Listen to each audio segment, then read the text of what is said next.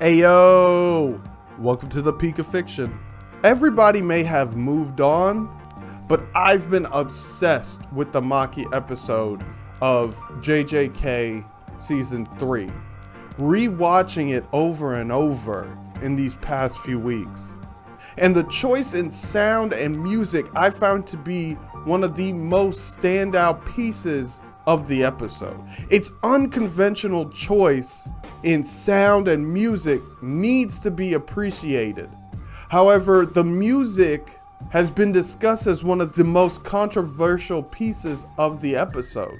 Let's discuss why the sound has left one of the biggest impacts of the episode. And there's going to be 4 main sections of music and sound that I want to discuss. We start with the first sound we hear, Maki's steps as she walks down her path. These steps are a great way to ease us into the episode's rhythm, but the choice to hear Maki walking is more profound than you think. The sound of her steps establishes Maki's motivation to walk down her own path, while setting up the obstacles along that path. I call these obstacles the DAD curse, the dad curse. The sounds of the steps are interrupted and the first obstacle is revealed, Naoya's dehumanization of Maki. But we hear her continue, then to be interrupted by her mother's screams, the second obstacle of assimilation. But Maki doesn't stop. She continues deeper into the darkness to finally be stopped and challenged by the third obstacle, her father's denial of his children, Maki and Mai. And this challenge leads to the first clash of the episode, but the steps are still being used to emphasize the juxtaposition between Maki and her father Ogi. Ogi uses a quick draw technique, so he stands in one spot without moving and expands his domain, awaiting to counter Maki. While Maki walks forward to initiate the fight, just like her steps have been controlling the episode's pace. Unfortunately, Maki's initiative is not rewarded. She loses the first fight to Ogi, and next we hear Ogi's steps while he is dragging Maki and Mai into a pit of despair, giving us a hint that the sound of the steps are being used to convey who's in control of Maki's path. And 3 times the charm. So we get that confirmation once Maki is awakened, she defeats her father, and we hear her steps once again controlling the path. Also, I want you to notice during this section that Maki and Mai's dialogue has been short, only replying with their own punchlines, but we'll discuss that later in the video. So in the beginning, the sounds of the steps expresses and preps us for the episode. This beginning is centered around the Zenin's abuse, hatred, and death of Maki. And the music that is accompanied this section is dark in tone. But after the halfway point, you notice that the dark music doesn't continue. That's when the Kill Bill references start to come to the forefront, as we get a scene that mirrors Beatrix's entrance into Oren's Crazy 8 spot. To accompany the reference, the music has changed to more upbeat rock with guitars and drums. But why the switch from the dark atmosphere to rock?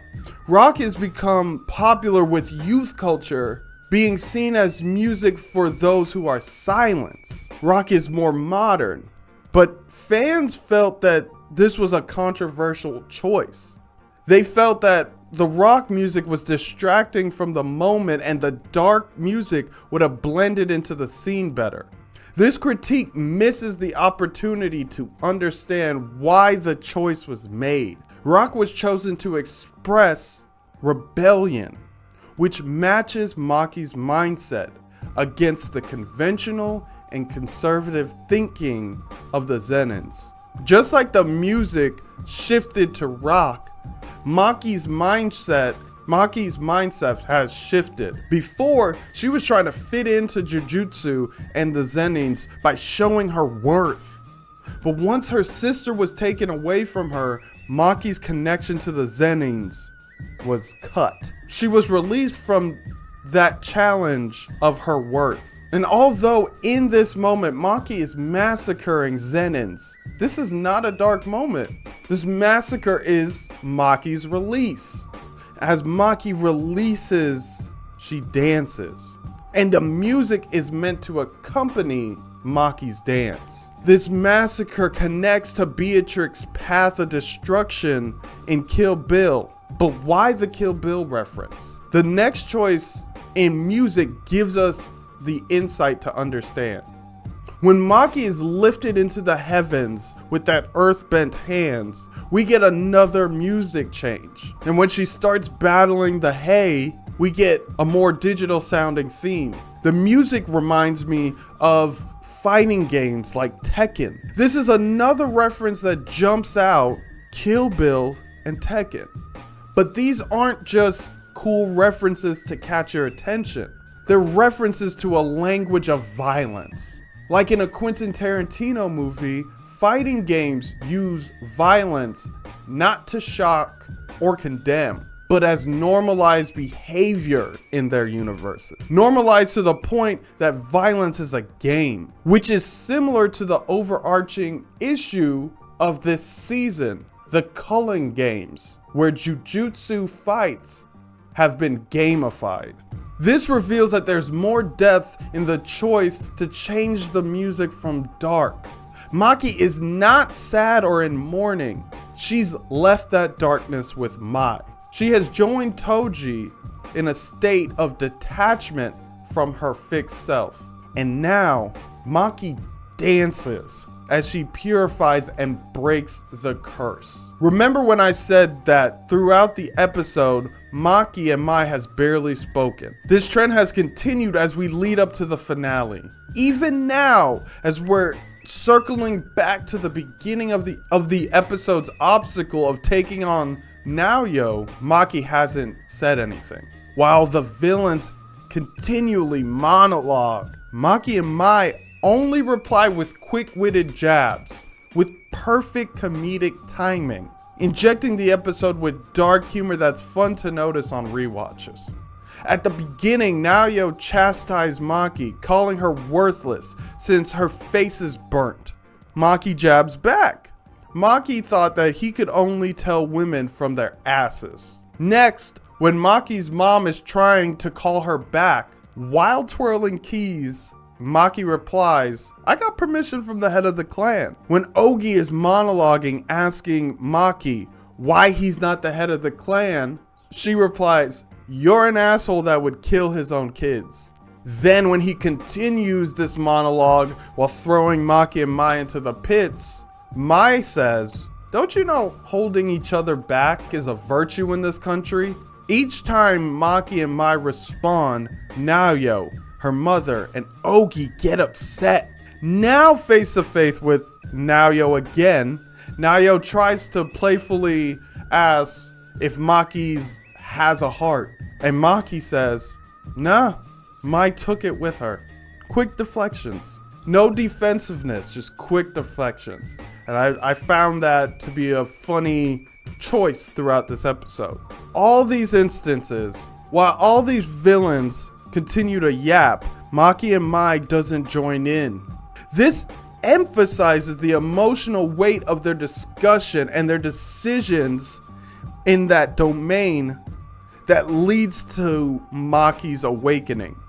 This weight lets us feel the importance and shows that once Maki's awakened, she's done with the yapping. Let's get active. Now we reach the final act to take on Naoya. And during this fight, we get a narration telling us about Naoya's projection sorcery. What's cool about the narration is in the previous episode, we learned Tengen has the same voice as the narrator. That's not the end of the Easter egg. There's depth created in this episode with the narration. Why is Tengen the narrator? because Tengen's barrier is the stage that JJK takes place. So like a play, Tengen sets the stage for the play. That's why they're the narrator. But that's not the coolest part, because while this narration is going on, Maki's voice is loud enough to interrupt the narration. While all the other characters blend in while narration is going on, Maki stands out. This moment conveys that Maki has disconnected from Tengen's world, just like Toji in the past. Lastly, we circle back to the steps during this finale. Naoya has a technique where he builds momentum and gets faster. And we see the music, since he's in control of the fight right now, accompanies his technique with a drum roll that is increasing in tempo. But Maki reclaims that momentum by countering Naoya like her father.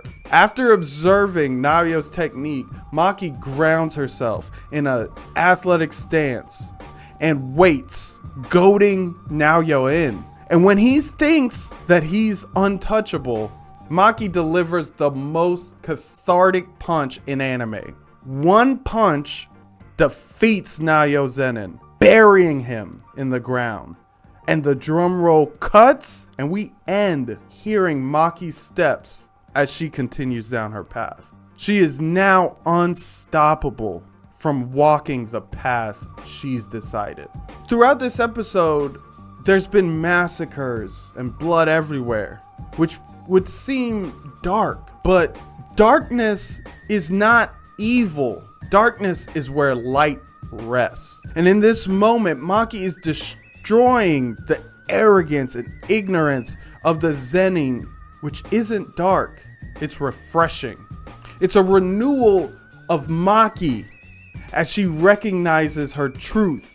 And that's why Maki dances. The music and the sound help to paint a perspective that can't be conveyed with conventional music choices, which has helped to make the rewatching experience more colorful and enjoyable. If you agree, then welcome to the V Peak of Fiction, because I believe this episode isn't just peak, it's art that should be hung up in the Louvre. If you feel differently, let us know in the comments. If there was any other interesting sound moments that I missed, let me know. I would love to dig deeper. And I still have that Kagurabachi video in the works. But like I said, I've been obsessed with this episode, especially the sound. So, welcome if this is your first time, and peace.